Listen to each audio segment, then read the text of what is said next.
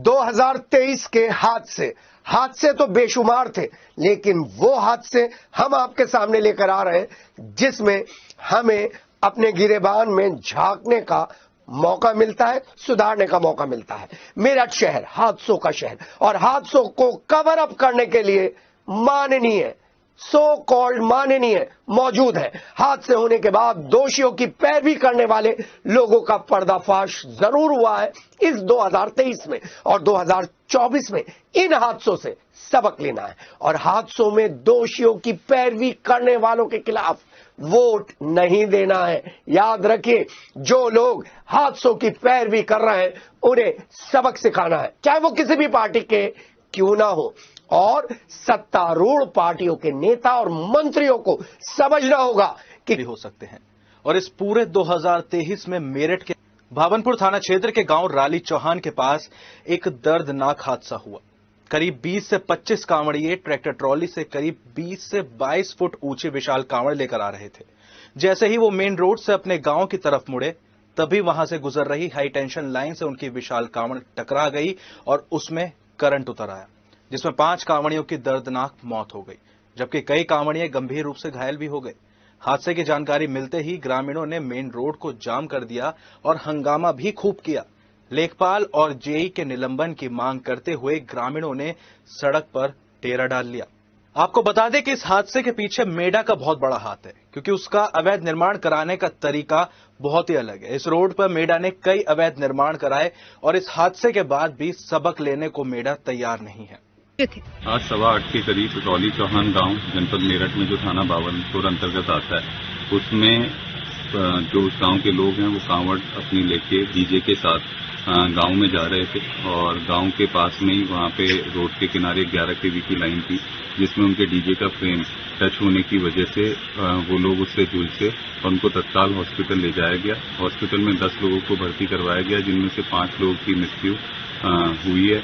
2 लोग हमारे under observation है, जिनका इलाज चल रहा है, और 3 लोग अभी सही सलामत। दूसरी घटना इंचौली थाना क्षेत्र की है। गाजियाबाद के विजयनगर में सड़क हादसे में इंचौली के रहने वाले एक ही परिवार के 6 लोग मारे गए थे, जिनका उनके धनपुरा गांव में गमगीन माहौल में अंतिम संस्कार कर दिया गया। एक साथ 6 आरतियां उठी तो हर किसी की आंखें नम हो गई।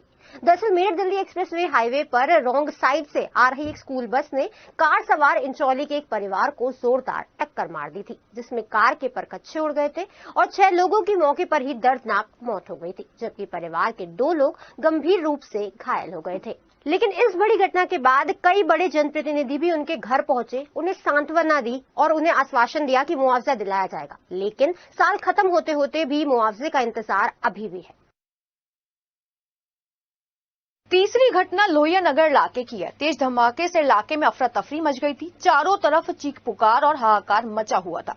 लोहिया नगर के रिहायशी इलाके में अवैध रूप से चल रही साबुन बनाने की फैक्ट्री में एक के बाद एक कई धमाके हुए, जिसमें 4 लोगों की दर्दनाक मौत हो गई और 8 लोग गंभीर रूप से घायल हो गए थे। और सूचना मिलने के फौरन बाद डीएम दीपक मीणा और एसएसपी रोहित सिंह सजवान मौके पर पहुंचे और उनकी निगरानी में रेस्क्यू ऑपरेशन चलाया गया था। तथाकथित साबुन गोदाम में लाखों का पटाखों का जखीरा पकड़ा गया, जिसकी जांच फॉरेंसिक टीम लगातार कर रही है।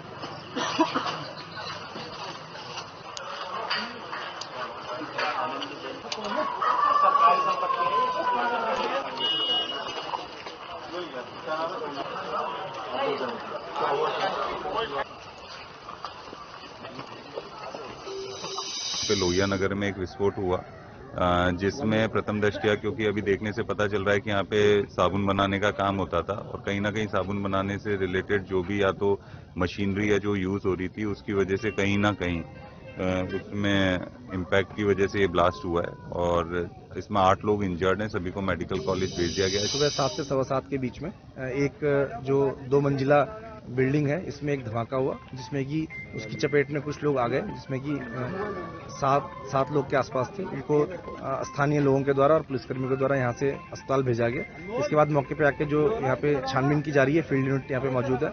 यहाँ पे प्रथम दृष्टिया जो अंदर जो स्टॉक दिखाया उसमें साबुन का स्टॉक रखा हुआ है, कुछ मशीनें भी वहाँ पे अंदर रखी हुई हैं और मशीनों की जो पाइप है उसमें विस्फोट भी हुआ है। और यहाँ पे कुछ एक सफेद रंग का एक केमिकल मिला है जो लोग बता रहे हैं कि कास्टिक सोडा टाइप का कुछ बता रहे हैं, जिसमें कि साबुन बनाने में प्रयोग होता है। और संभवतः या तो जो पाइपलाइन है उसमें धमाका हुआ है, उसके बाद इसमें धमाका हुआ है, या जो पदार्थ है उसमें विस्फोट हुआ है, या उसके बाद फिर जो पाइपलाइन है उसमें धमाका हुआ है। जो केमिकल कंपाउंड मिला है वो सफेद रंग का पाउडर है और वो साबुन बनाने में प्रयोग किया जाता है, ऐसा बताया जा रहा है लोगों के द्वारा। तो यहाँ पे मौके में सब चीजों की जांच पड़ताल की जा रही है और जो घायल है उनका उपचार भी अस्पताल में चल रहा है। बाकी फायर ब्रिगेड की यूनिट और हमारी जो अन्य यूनिटें हैं वो यहाँ पे मौजूद है और जो भी लोग इसका संचालन कर रहे थे उनसे संपर्क किया जा रहा है, उनसे पूछताछ करने का प्रयास किया जा रहा है। तो चौथी घटना दरौला थाना क्षेत्र की है, जहां पूर्व विधायक चंद्रवीर के जनशक्ति कोल्ड स्टोरेज में अचानक बॉयलर फटने से बड़ा हादसा हो गया। धमाके के साथ ही आलू के कोल्ड स्टोरेज की पूरी बिल्डिंग भर-भरा कर गिर गई थी, जिसके मलबे में दबने से 5 मजदूरों की दर्दनाक मौत हो गई थी, जबकि दर्जनों मजदूर गंभीर रूप से घायल हो गए थे। हादसा होने के बाद आसपास की जगहों पर अफरा तफरी का माहौल भी बन गया था, क्योंकि धमाके से अचानक गैस का रिसाव होने लगा। शुरुआत में तो पुलिस ने स्थानीय लोगों की मदद से राहत कार्य शुरू किया और मजदूरों को मलबे से बाहर निकालना शुरू किया, और फिर उसके बाद गाजियाबाद से पहुंची एनडीआरएफ की टीम ने तेजी के साथ रेस्क्यू ऑपरेशन चलाया था। लेकिन बड़ी बात यह है कि कोल्ड स्टोरेज के मालिक को क्या पुलिस ने क्लीन चिट दे दी है, और अगर क्लीन चिट दे दी है तो किस मुद्दे पर क्लीन चिट दी गई है।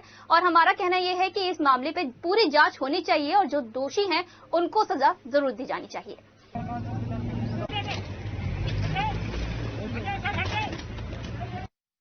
पिताजी का क्या नाम है?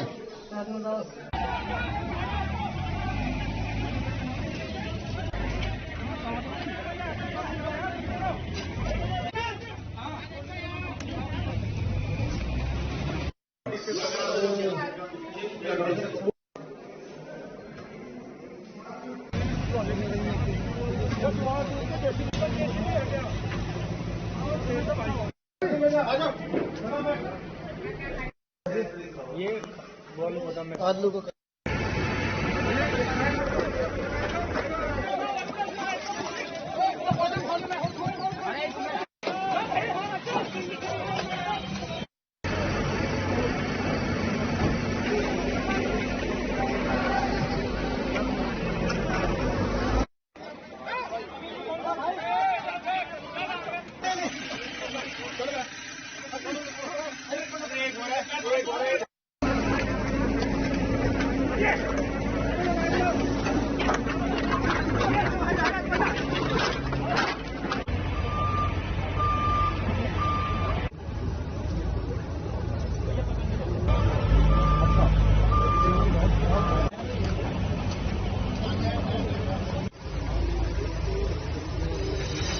पीछे कर रहे थे, आलू की पढ़ाई कर देना बहुत दूर कर रहे हैं। कहाँ पे? पीछे आलू की पढ़ाई आज के आए पहले कोल्ड स्टोर में। हाँ। तो क्या हुआ, घटना क्या हुई? पता नहीं चले, ऐसे धमाका हो गया तो पूरे ऊपर छत फैले पूरा हो गया। कितने मजदूर थे जो काम कर रहे थे?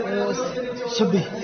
देखिए, यहाँ पे दौराला में जनशक्ति कोल्ड स्टोरेज था, जिसमें सूचना मिली थी वहाँ पे एक ब्लास्ट की वजह से और जो लेंटर और वॉल वहाँ पे गिरी है, और जिसमें कई लेबरों के दबने की सूचना प्राप्त हुई थी। यहाँ पे तत्काल रेस्क्यू टीम की गई, सभी लोग यहाँ पे तत्काल आए तो ये पता चला कि 27 लोग यहाँ लेबर वर्क कर रही थी, जिनमें से सभी की सभी 27 को रेस्क्यू कर लिया गया। जो डेथ्स हुई है वो अभी तक 7 कंफर्म है, बाकी सभी लोग स्टेबल कंडीशन में हैं। ये सभी व्यक्ति जम्मू स्टेट के थे, वहाँ पे उधमपुर डिस्ट्रिक्ट के थे।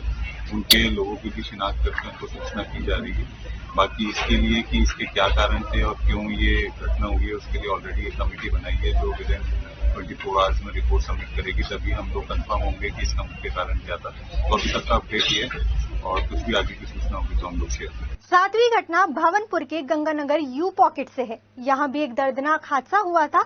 एक इमारत निर्माण के दौरान बेसमेंट की खुदाई करते समय मिट्टी की डांग ढह गई, जिसमें दबकर 3 मजदूरों की मौत हो गई थी। एक निजी इमारत निर्माण के दौरान बेसमेंट बनाने के लिए खुदाई का काम चल रहा था। जेसीबी से खुदाई कराई जा रही थी और 3 मजदूर नीचे खड़े होकर मिट्टी को एकसार कर रहे थे और अचानक एक साइड की डांग ढह गई, जिसके नीचे तीनों मजदूर दब गए। स्थानीय लोगों ने मशक्कत करके 2 मजदूरों को बाहर निकाल लिया और मौके पर पहुंची फायर ब्रिगेड की टीम को तीसरे मजदूर को निकालने में खासी मशक्कत करनी पड़ी। तीनों को तुरंत अस्पताल ले जाया गया, जहां मजदूर राम प्रवेश और गुरु प्रसाद को मृत घोषित कर दिया गया। हादसे में मरे दोनों मजदूर बिहार के रहने वाले थे। वहीं हादसे में घायल मजदूर राम प्रसाद ने भी इलाज के दौरान दम तोड़ दिया। पुलिस ने ठेकेदार मुकुल गोयल और गोपाल शर्मा के खिलाफ रिपोर्ट दर्ज जरूर करा ली थी, लेकिन लंबे समय तक ना तो आरोपियों की गिरफ्तारी हुई, ना ही मिट्टी की डांग हटी, जिसमें कई बार हादसे हुए और इसी को लेकर एमडीए फिर सवालों के घेरे में आ खड़ी हुई। ये पहले ये खुदा था, वो साइड वाला खोद रहे थे 3 बंदे। इधर से जब वो थोड़ी ढहल हो रही थी तो उन्हें थोड़ा सा टुकड़ा टूटा उनका मट्टी का, तो वो उसको देख के यूं यार ये गिर ना जाए, उसको देख के वो भागने भी लगे। उधर से वो भागे, जो वो बता रहे हैं, जो हमारे बुलाने गए थे हमें। हम जैसे उन्होंने कहा कि आना, जो ऐसे हम उधर से आए तो कह लगे यही आदमी दब गए। कितने मजदूर दबे थे इसमें? मोदो 3 थे। तुमने कितने मजदूरों को बाहर निकाला? 3 को निकाला।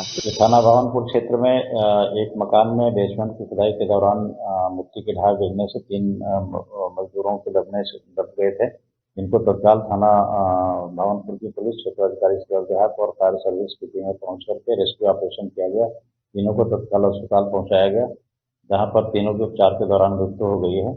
और जो इसमें बेसमेंट में खुदाई करने वाली कंस्ट्रक्शन कंपनी है, उसके ठेकेदारों और जो जिस व्यक्ति का ये मकान है, उनके खिलाफ मुकदमा दर्ज कर विधिक कार्रवाई की जा रही है।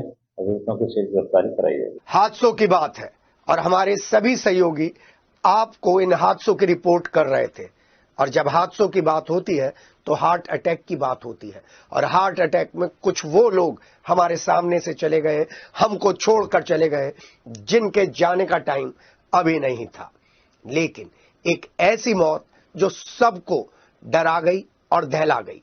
जी हां, साल जाते जाते बीजेपी के कर्मठ कार्यकर्ता हमसे दूर हो गए, समाज सेवा से जुड़े हर दिल अजीज हमसे दूर हो गए। भाजपा के मेरठ महानगर महामंत्री राजकुमार सोनकर का जाना हर किसी को स्तब्ध कर गया।